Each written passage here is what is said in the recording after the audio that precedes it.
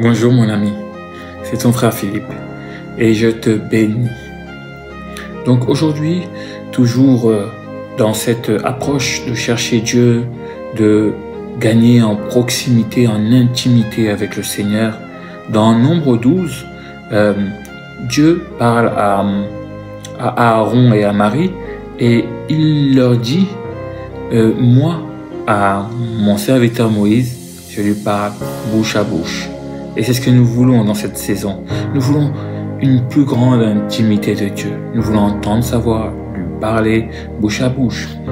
Et nous pouvons encore aujourd'hui aller dans cette démarche pour entendre la voix de Dieu, pour avoir une connexion, une communion avec le Seigneur.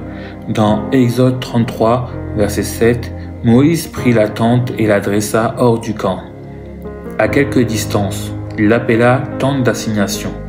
Et tous ceux qui consultaient l'Éternel allaient vers la tente d'assignation qui était hors du camp. Lorsque Moïse se rendait à la tente, tout le peuple se levait. Chacun se tenait à l'entrée de sa tente. Il suivait des yeux Moïse, jusqu'à ce qu'il fût rentré dans la tente. Et lorsque Moïse était entré dans la tente, la colonne de nuée descendait et s'arrêtait à l'entrée de la tente, et l'Éternel parlait à Moïse. Tout le peuple voyait la colonne de nuée qui s'arrêtait à l'entrée de la tente. Tout le peuple se levait, se prosternait à l'entrée de la tente. L'Éternel parlait avec Moïse, face à face, comme un homme parle à son ami.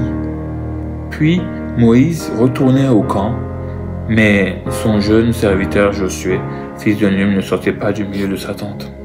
Dans ce passage que nous venons de lire, nous voyons que Moïse prit la tente et la dressa hors du camp. Tu dois, toi aussi, te mettre à l'écart d'abord de la distraction pour pouvoir prendre du temps avec le Seigneur. Tu dois te mettre à l'écart de tes habitudes pour prendre ce temps avec Dieu, devenir intime avec Dieu. Moïse prit la tente et la dressa hors du camp. Mais nous pouvons aller encore plus loin.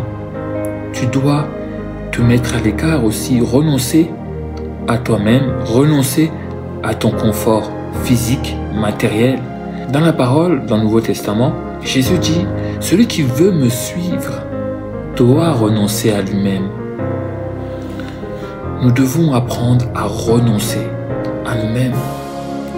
L'apôtre Paul dit, « Si je vis, ce n'est plus moi qui vis.